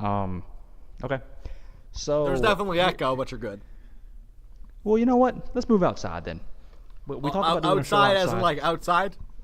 Yeah, right outside this door right here. All right. So I was hoping you'd talk about Tyrod Taylor. And here's why, Alex. I did more research on Tyrod Taylor, everybody seems to be super hype on the guy, right? I mean, you kind of included in that. You just seem hype on him. You seem big on him. And I'm not down with that, right? So here's the thing. Like I said, I did my research. Jim Nantz actually did the research for me. But here's what I got. So I've never been high on Tyrod Taylor because, in my opinion, he's just not a very good quarterback. All right? So I'm going to bring up some statistics from 2017 that kind of prove that. So he actually had the least amount of yards in his career as a starter last year, least amount of rushing yards in his career as a starter last year, and he had the lowest yards per attempt in his starting career last year, or in his career last year. So he pretty much had the worst year of his career last year as a starter. Okay, first of all, yet he quote unquote led the team to the playoffs, which is not entirely accurate. They had a great running back in LaShawn McCoy, and they had a pretty great defense. If you didn't know, so I'm gonna say crisscross applesauce for you guys right now. So this is a progress, man. This is terrible radio. All right, so there was that. All right, let's just go to the Buffalo Bills as a whole, as the offensive whole. Buffalo was 29th in yards per game. They were 27th in points per game. Here's the big one for Tyrod Taylor. They were last in passing yards per game, 28th in passing TDs per game, and 29th in average team passer rating. Oh, yeah. So all of those were the offensive statistics for the Buffalo hold on. Bills. I want to touch on the passer rating point real quick. Nathan Peterman threw 5 interceptions in one half, so that doesn't help. No, it doesn't help. And I'll actually bring up Tyrod Taylor's individual QBR if that would help. That would. So his individually, he ranked 20th in the league in QBR last year. See, that's better than 29th. It's a little better, but not great. Let's continue. He was 23rd in total passing yards last year. He was actually behind Joe Flacco in total passing yards last year. Joe Flacco had one of the worst years of his career last year, just so you know. He was elite. Here's a really interesting one that I think you're going to enjoy. He was 26th in touchdowns, in passing touchdowns. You want to know who he was behind? Aaron Rodgers. How many games did Aaron Rodgers play last year, Alex? Like 8, 7. Yeah, exactly. He played over like double the amount of games that Aaron Rodgers played, and he only had 14 touchdowns, by the way. He was also 22nd in completion percentage. All right. So, and also just as a team, the Bills did make the playoffs. He did quote unquote lead them there, but they were only 9-7. And they made the playoffs barely in a weak AFC. I think we can both agree that both the Ravens and the Chargers were better than them last year. And somehow they just didn't. The Ravens blew it at the very end of the season. The Chargers just kind of didn't start off as well as they should have. They were much better than their record showed, in my opinion, and in many other people's opinions. Well, that's a lot of teams, but so be it. Okay. Well, I mean, they still only went 9-7. And like I said, the AFC was pretty terrible last year. Not to mention the fact that in the wild card game against the Jaguars, you want to know how many points they scored, Alex? I don't know if you remember. Not a lot. 3. Score was 10-3. Good game. And then, and just a good defensive game, not a good offensive game. And just to top it all off, yeah, they made the playoffs last year, but they were 2-5 against teams over or 500 or above. So they weren't very good. They played off of a terrible division with the Jets and the Dolphins, and yeah. So there you go.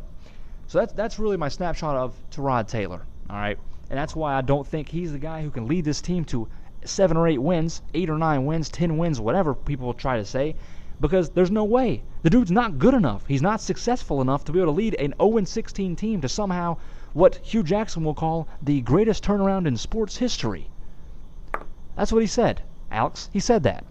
Could happen. It's not going to happen. Could happen. It's not going to happen. And also, I just want to touch on the receiving core that you talked a little bit about. You talked about Njoku, Gordon, Landry. Landry's pretty good, not bad. Josh Gordon hasn't played in years. He played, 2 games maybe last year. A little I think bit. he played 4. Was it that many? He didn't really do anything last year. And Njoku's a pretty good middle of the pack tight end. He's all right. He'll end up getting there. I mean, he's only been in the league for a couple of years. So that's it. That's all their weapons. They traded away Corey Coleman for God knows why. Because they think they're getting Dez Bryant, which even if they do, is that really going to help them at all? Probably not. That ship has sailed, man. They're not getting him. I mean, that's fine with me. Even if they did get him, it doesn't matter. Because, I mean, it wouldn't really help them that much. So there you go, Alex. The point of me talking for, 15 minutes or whatever I have, they're just not good enough. The Cleveland Browns are not ready. They don't have the talent that everybody says they do. The best player on the team is Carlos Hyde probably, and even he is just he's a good running back. He's a little above average. He is not going to lead this team to anything special. He's not going to lead this team to the greatest turnaround in sports history. It's just not going to happen. Cleveland Browns fans need to understand that. Regular national media people need to understand that, and we need to move on because this team. I can't wait. I can't wait till the Browns beat the Ravens, so I can take this. It's not going to happen. Just so I can take this entire segment and shove it in your face. The Browns will go about 1-5 in the division. So that's my prediction. They'll go anyway. They'll go at least 2-4 because the Bengals aren't winning a game this year. I don't think. I think they'll split. I think the Bengals. I mean, the Bengals are just as bad as the Browns, in my opinion. I mean, you could do the exact same thing with the Bengals that people are doing with the Browns. You could say, oh, they've got AJ Green, they've got Jeremy Hill and Joe Mixon at running back. Those are some pretty good people. I don't even know if Jeremy Hill's actually still on the team. It's the same thing, dude. People just want to pick and choose. Is Giovanni Bernard still in the league? I don't know that he is. I don't know if he plays for them anymore. And the only reason I say that is because I think I saw a Giovanni Bernard Bengals jersey on clearance at Dick's Sporting Goods the other day. There you go. So I'm not 100% sure, but yeah. He is still on the team. Okay, well, there you go. So I don't know why it was on clearance. You should have snagged it. I shouldn't have because I'm not a Bengals fan. I mean, go Heels because he did go to UNC. Yeah, I was just about to say he went to UNC. What are you doing? Yeah. I'm sorry, man. So there you go. That's my rant on the Browns. I've been waiting a while to do that. So there you go. All right. Move on. Thank you. Next up is actually a bright and fun segment that we usually tend to do, and it's called You Ask, We Answer. Those of you that don't know what that is, we go to the epitome of knowledge, which is what, Alex Strofe? Yahoo Answers! Yahoo Answers, baby. We go to Yahoo Answers, and, since we believe we're intellectually superior to everyone else on the planet, really, I'm talking to you, Stephen Hawking, R.I.P., we decided we're going to answer some of you guys. Too far and too soon. Sorry, I know. We've decided we're going to answer some of you guys' questions because we're really the only people that are capable of doing so. So without further ado, here's question 1.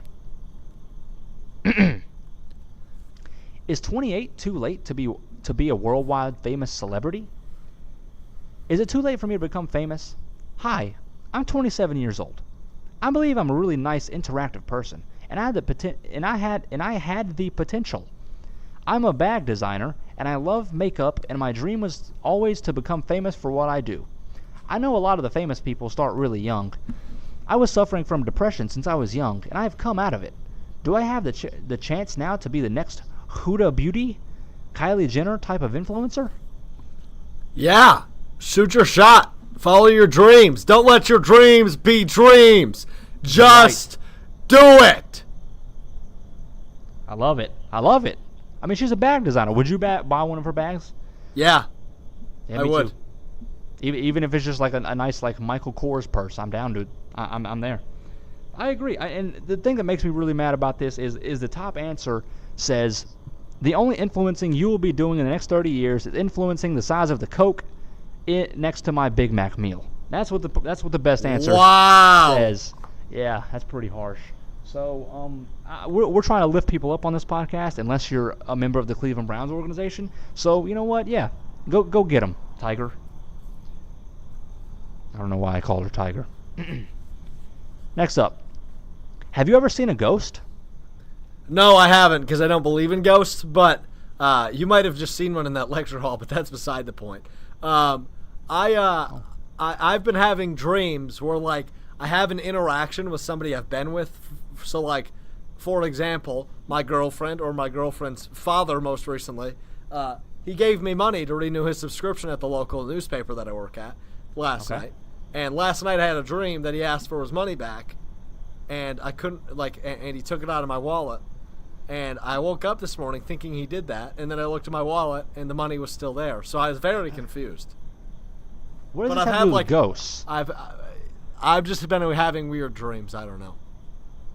Okay. All right. There's I'm more where so- that came from, but I have a short memory. I'm really sorry that you've been having such horrible dreams that of people taking money out of your wallet. Personally, I've never seen a ghost yet. People claim they exist. Do you believe in ghosts? I don't know if you believe in I ghosts. just said I didn't. I literally just said Sorry. So you're actually breaking up. You can edit this part out if you would like. that. I'm not going to do Yeah. that. No, you actually should. So, I don't know if I believe in ghosts. I honestly do not know. I'm not a very religious person or anything like that. So I guess that should influence the ghost belief system. Oh wow, you scared me, Alex. Although I was pretty frightened I was gonna get grabbed by a little demon girl while we were in. Yeah, while I so was I in that think you lecture do hall. believe in So, ghosts. so I mean, yeah, I guess I do believe in ghosts. You're right. Next up, are you too old to trick or treat? How old is too old? From ghosts to Halloween. Ooh. I think like 13, 14, 15 is too old. Okay. I'd say 15. You think 15 is too old? Yep. You know what? I'm gonna go ahead and say it. I think until you're out of high school, you can trick or treat. Did Even you if you're did, 18? did you trick or treat until you were out of high school? No, I stopped trick or treating when I was like 10 or something. I don't remember. I just didn't. It was too much work to have to dress up and go out there and you know what I'm saying. It was too much. A fun fact: one year I dressed up as a dead Steve Smith, so that's pretty cool. Yeah. Next up. This is a good one, by the way. I'm so tired of being cute. I know you'll see this and probably think, what's wrong with being cute? It's not like you've been called ugly. Well, you're right. But here's the thing. I'm nearly 20 and a girl. Everyone says, aw, she's so cute. I look like a little kid. People call me babyface and things like that and cute. Where am I? Oh. When you're a little baby or a baby animal or a little kid, it's good to be cute. But I'm an adult now, and I want to be pretty. I never get called pretty, always cute. Everyone else I see around my age look their age. Their faces are mature, but I swear mine looks younger and younger. I never had sex. People think I'm too young. I can't get a boyfriend, not that I want one. Once there was a boy I happened to be looking his way, and he said, "Why is that kid looking at me?" I have really big wide eyes and chubby cheeks. It's nice to know I'm not ugly, but I really don't want to be cute no more. I want to look like a woman, not a girl or a kid. How can I look my age and stop being called cute? So this is a weird topic, A little bit. and she's nearly 20, making her 19, and I think this is a little premature. You're still young, Agreed.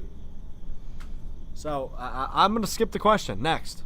I'm not going to skip it because here's why. I don't think you're qualified to answer because you've never been in a situation where you've been mistaken for a little kid. I mean, you're like 6'8", like you're not at all being mistaken for a child. So I'm going to speak on this, even though I've also not been mistaken for a child. I think the best way to not be called cute anymore is to just wear a mask all the time, but not like a little kid mask, not like a not like one of those like a SpongeBob mask, but wear like a Barack Obama mask. Because at that point, I think you look at Barack Obama, people that wear Barack Obama masks, John McCain masks, things like that, and you're just like, they kind of look mature. So I think that right there is probably what you should do. That's just off the top of my head. But yeah, I think that's a good idea. I don't know what you think about it, Alex. I like it. think I like it. I like it, but it's strange. It's different. It's outside the box. I like it. Yeah, well, that's what we do out here. We always think outside the box every single day. Next up, was this person rude? I was standing in a doorway trying to figure out where my next class is, as it was my first day of college, and one of my classmates yelled at me, asking me if I could move. I was just trying to figure out where my next class was. She didn't have to be so mean. Was she rude? Yes, that's rude in my opinion. I feel as if yelling at somebody to move is not nice. I mean, it's not nice, but it's not rude, is it? Well, you could have said, "Can you please move?" or "Excuse me." I'm actually gonna counteract you here, and it's because she said that she was standing in the middle of the doorway, Oh, that's true. looking up to see where her next class was. I think that is uncalled for, right? I think me and you both walk around campuses, right? So we're walking all the time when we're going to classes and stuff like that. I think, at least in my opinion, I hate when people get in my way and just stop. Like when we're just walking on a path and somebody just stops in the middle of the path and you have to like go around them all of a sudden. That's how I feel like this was. It's like people were probably like hoarding out of class, and all of a sudden this one girl stops in the middle of the doorway, and then the whole class is held up. So in my opinion, she deserved to be yelled at. I don't know how you feel, but that's what I think. Yeah, I don't know about yell. I don't know about yelling at but okay, I understand where you're coming from. It was justified, in my opinion, 100%. Next up. It's because you're a dick. What? I didn't say anything. I am. You're right. I want to TP my neighbor's house and throw eggs at it, but I'm afraid that he will get mad. Advice?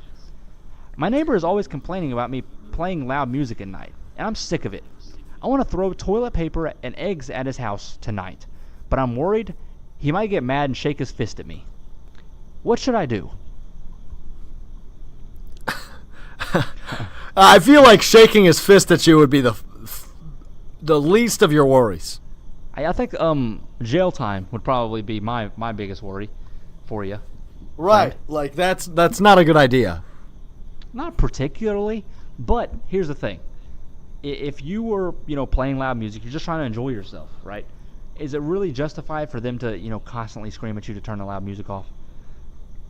You're just they're gonna call the police on you one time. So then if the police gets called on you via noise complaint, then it's going to be obvious who egged/TP'd their house. I wonder if they did it, though, because this is probably an old question.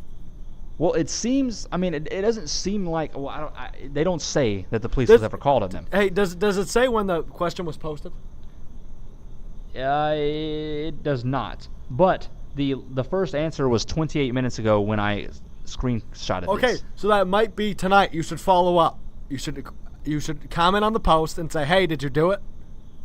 I'm gonna follow the post. I'm gonna comment. I'll like comment it. tomorrow and see what happens. Yes. All right. I'll keep you guys updated. All right.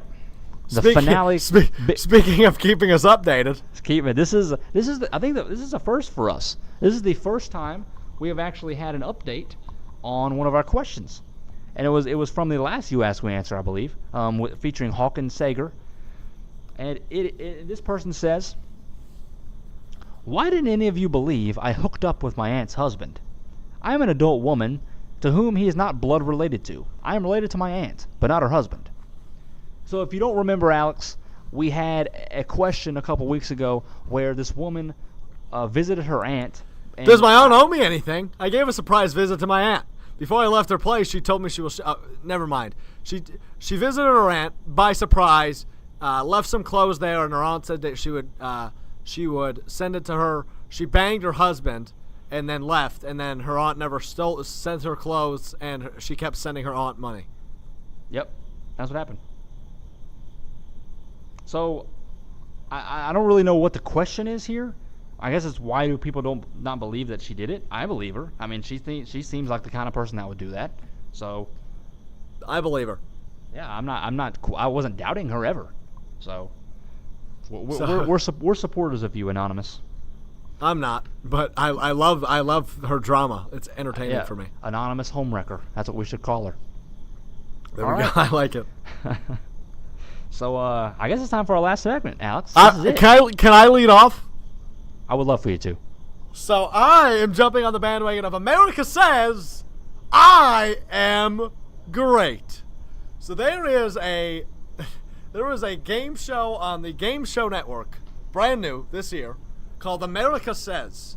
And what it does is it is 3 rounds. It's 2 teams of 4 going against each other. It's 3 rounds of a question, and it shows the first letter to the top 7 answers. And you have 30 seconds to get as many as you can for a certain amount of points. And anyway, and then the final round is 4 rounds, and you have 2 minutes to get. So there's 4 rounds, and you have to get through all 4 to win however much money.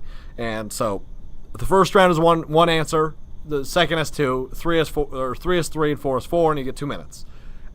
They turned that game show into a mobile video game online, and you can score up to 10,000 points. And I've been playing this game because it's very fun. And there is a leaderboard if you make an account, and they show the top 20 scores. Okay. There is 9 people as of today with 10,000 points. There is 5 of them. 1, 2, 3. There's 4 of them with 9,800 points. There's 2 with 9,700, and rounding out the top 20, there's 5 with 9,600. Your boy, Alex S., is one of the 4 people with 9,800 points. I'm on the national leaderboard. Okay. So now, what we're going to do, Victor, is we're going to play a live game of America Says right here. Okay. And I think I should be able to share my screen, I think. Bad radio, but I want you to play with me. I'd love to. All right. Can you see my screen? Can you see my screen? Let's see. No. Well, maybe it's loading. Well, if you can, I'm going to go anyway. Because I don't think I can, man.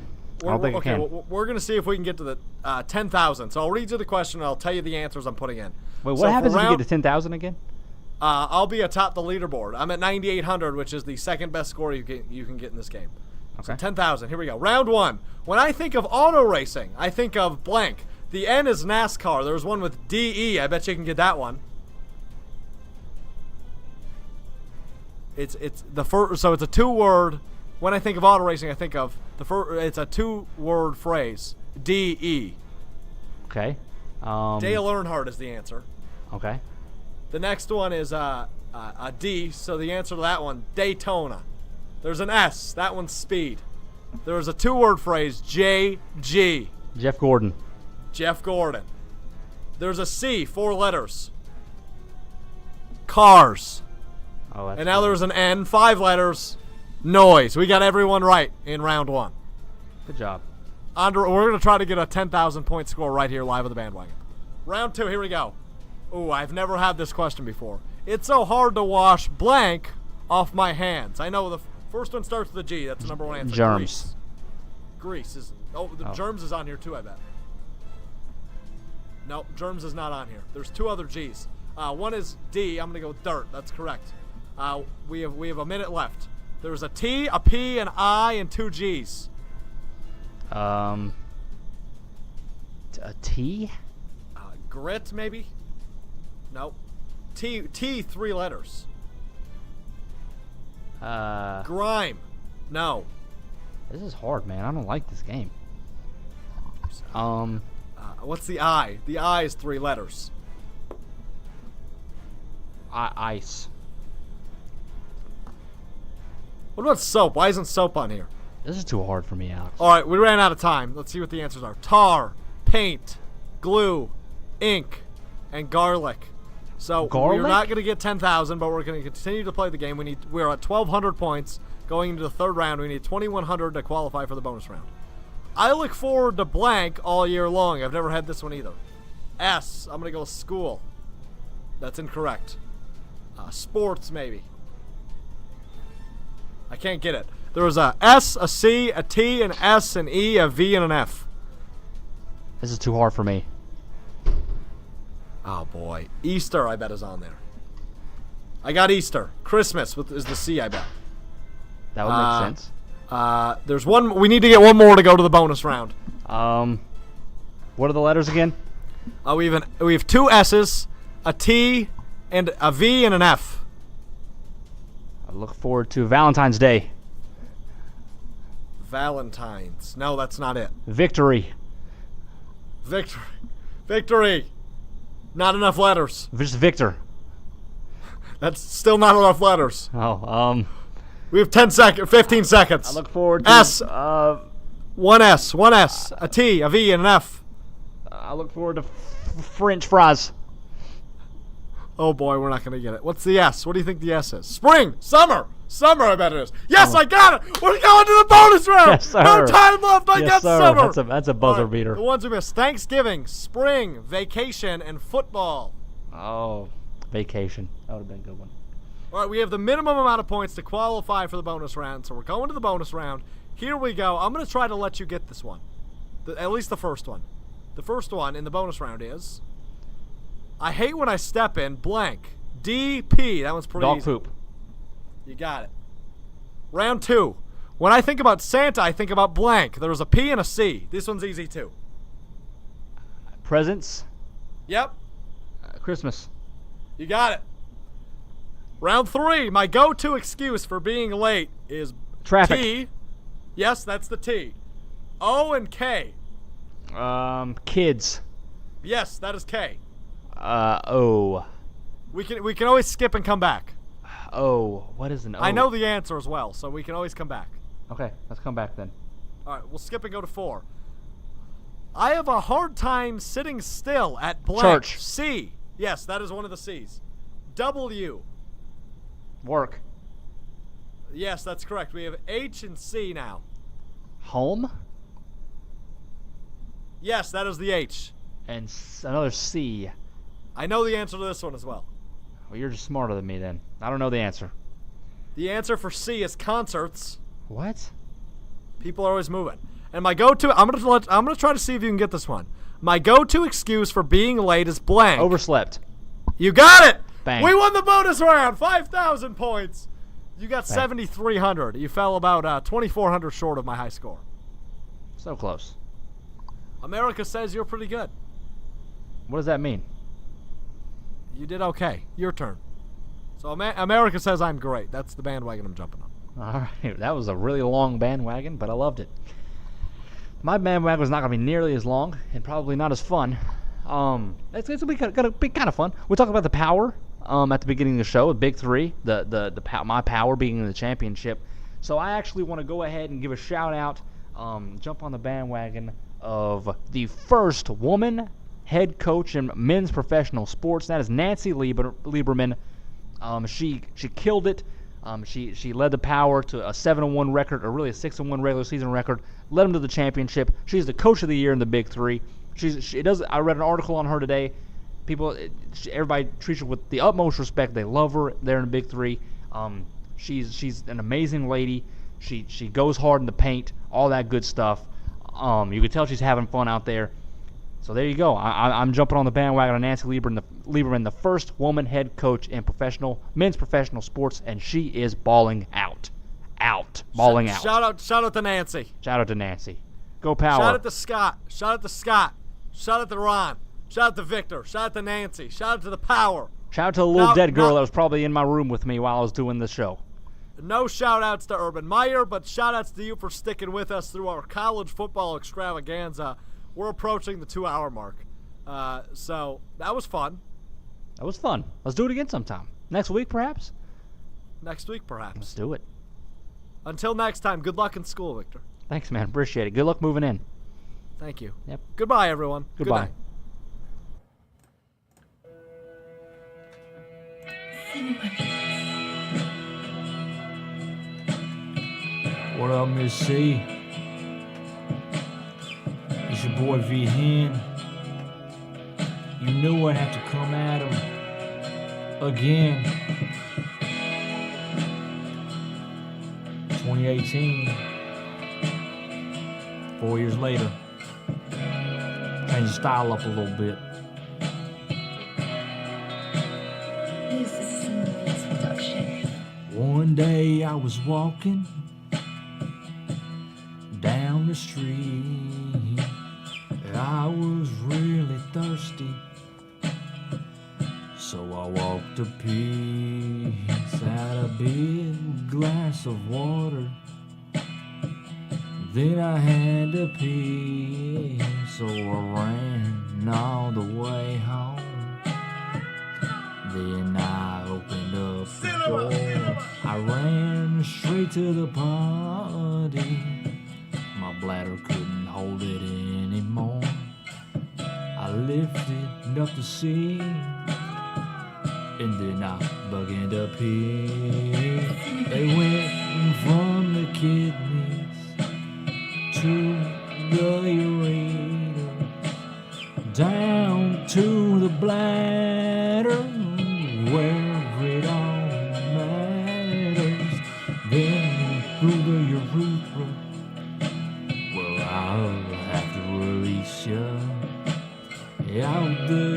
imaginary meters. Then it exited my penis. Production.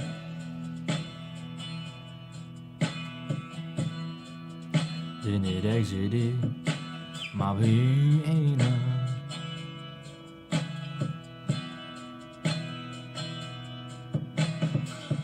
Later on that night, I had a pain that I couldn't fight. I was dizzy and I had to throw up, and my temperature was as high as you know what. I couldn't take it anymore, so I had to go to the doctor. I got checked out. Yeah, boy, was about to pass out. Then the doctor came in to give me my diagnosis. Last night I was up until 10, worrying about this prognosis. He said, well, Houston, we have a problem. I said, whatever it is, Doc, we're gonna solve it. Tomorrow's production available in today's morning. I'm about to put down this microphone. I'm about to put down this microphone.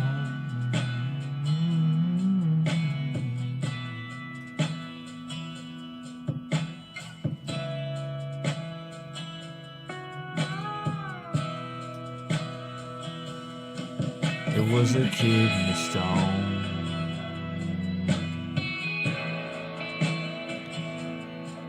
It was a kidney stone.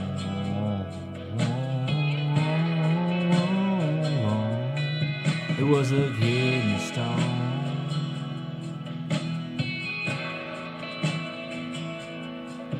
And we out. This is Drive a safe. production. Thank y'all. It was a kidney stone.